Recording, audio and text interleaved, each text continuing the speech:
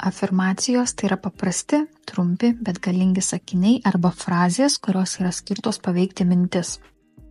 Afirmacijos padeda keisti mąstymą, stiprinti pasitikėjimą savimi ir užsiprogramuoti teigiamiems įsitikinimams apie save bei aplinką. Mintys turi tiesioginę įtaką mūsų elgesiui, mąstymo šablonams, įpročiams ir aplamai aplinkai. Todėl afirmacijų klausymasis arba jų kartojimas padeda perprogramuoti ir perrašyti net giliai įsišaknijusius ribojančius įsitikinimus.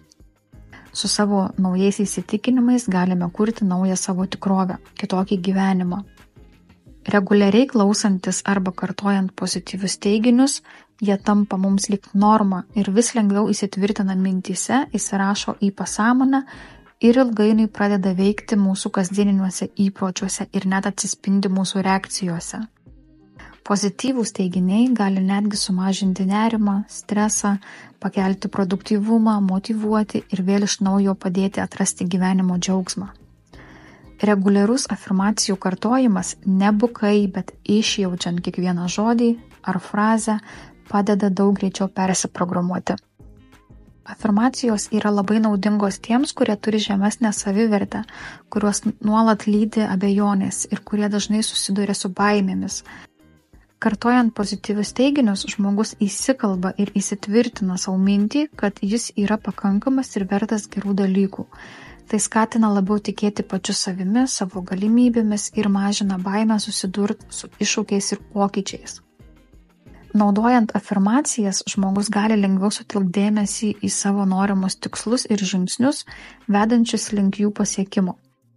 Taip pat tai gali padėti pasikelti vibracijas, atsiranda daugiau energijos ir žinoma padeda susiduriant su gyvenimiškais sunkumais. Tai labai prisideda aplamai prie bendros savijautos gerinimo ir pačio gyvenimo kokybės gerinimo. Klausantis arba kartojant afirmacijas galima nukreipti mintis nuo neigiamų kažkokių dalykų, emocijų ir persikoncentruoti į raminančias pozityvias mintis, ko pasekoje sumažėja stresas, atsiranda daugiau harmonijos, daugiau vidinio balanso. Kartojant afirmacijas, žmogus išmoksta labiau vertinti save, savo vidinį pasaulį, priimti save tokį, koks jis yra ir pradeda daug giliau suprasti savo norus, troškimus ir poreikius. Atrodo toks visiškai paprastas įrankis, bet jis išties labai jau neprastas. Kai žmogus perprogramuoja save, palaipsniui jo išorinis gyvenimas pradeda keistis, nes pasikeičia mąstymas, požiūris ir net reakcijos į įvairias situacijas. Kai žmogus viduje jaučiasi labiau pasitikintis, pozityvus ir atviras galimybėms, jo išorinė realybė net neturi kito pasirinkimo, kaip tik patvirtinti, atspindėti jam jo vidų, jo vidinį pasaulį. Tokio žmogaus santykiai pagerėja ne tik su savim, bet ir su kitais žmonėmis. Pasikeičia bendravimas, atsiskleidžia jo kūrybiškumas. Toks žmogus turi daugiau drąsos savirealizacijai, veikti, daryti dalykus iš pašaukimo, iš savo talentų. Turi pakankamai drąsos įmaterint, monetizuoti savo talentus. Taip pat tampa labiau atviras naujoms patirtims ir net pradeda kūrybiškai spręsti problemas.